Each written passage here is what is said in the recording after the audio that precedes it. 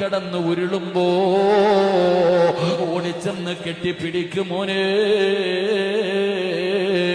ഒരന്യ പെണ്ണിന്റെ ശരീരത്ത് തൊടുന്നതിനേക്കാളും നല്ലത് പന്നിയെ കെട്ടിപ്പിടിച്ച് കിടക്കലാണെന്ന് നബി മുഹമ്മദ് മുസ്തഫ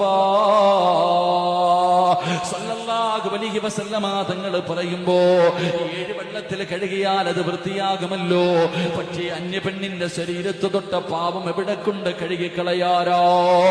അതുകൊണ്ട് ചെറുപ്പക്കാരാ, എന്റെ പ്രിയപ്പെട്ട പെങ്ങള്, കുടുംബത്തിലകന്ന ചെറുപ്പക്കാരുടെ ബൈക്കിന്റെ പുറകിൽ കയറി അവന്റെ ശരീരത്തോട് തൊട്ടിരുമ്മിയിരുന്ന് യാത്ര ചെയ്യുന്ന പെണ്ണ്,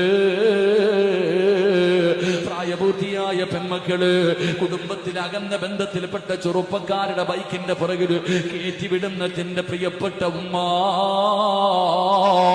വേണ്ടടാ ചെറുപ്പക്കാരോ, വേണ്ടടാ പൊന്നുമോന്. മഹാനായ സയ്യിദുനാ ഉമർ ഇബ്നുൽ ഖത്താബ് റളിയല്ലാഹു തആല അൻഹു രാജ്യം ഭരിക്കുമ്പോ ഒരു ചെറുപ്പക്കാരൻ ഉണ്ടായിരുന്നു പൊന്നുമോന്. ഉമർ തങ്ങൾക്ക് വല്ലാത്ത ഇഷ്ടമാണ്. 5 നേരവും 1-ാമത്തെ സഫില് പള്ളിക്കകത്തിരിക്കുന്ന ചെറുപ്പക്കാരനാ. ഈ ചെറുപ്പക്കാരൻ ഒരു ദിവസം നമസ്കാരം കഴിഞ്ഞ് വീട്ടിലേക്ക് നടന്നു വരുമ്പോ, ഒരു ദിവസം നമസ്കാരം കഴിഞ്ഞിട്ട് തന്റെ വീട്ടിലേക്ക് നടന്നു പോകുമ്പോ ഒരു സുന്ദരിയായ പെണ്ണ് ഓടി വരികയാ. അതാ യുവത്വത്തിന്റെ നടുവിലൂടെ നടന്നു പോകുന്ന ഒരു സുന്ദരിയായ പെണ്ണ് ഈ ചെറുപ്പക്കാരനെ കെട്ടിപ്പിടിച്ചിട്ട് പറയുന്നു, പൊന്നുമോനെ, എനിക്ക് നിന്നെ വല്ലാത്ത ആഗ്രഹമാടാ, എന്റെ ആഗ്രഹമൊന്ന് സാധിച്ചു തരുവോ. ഒരു ചെറുപ്പക്കാരനെ ശരീരത്തിലേക്ക് ചേർത്ത് പിടിച്ചിട്ട് ഒരു പെണ്ണ് കിടന്ന് യാചിക്കുകയാണ്. സുബ്ഹാനല്ലാഹ്, ചെറുപ്പക്കാരന്റെ കണ്ണ് നിറഞ്ഞൊഴുകുകയാ, കൈകാലുകൾ വിറയ്ക്കുകയാണ്.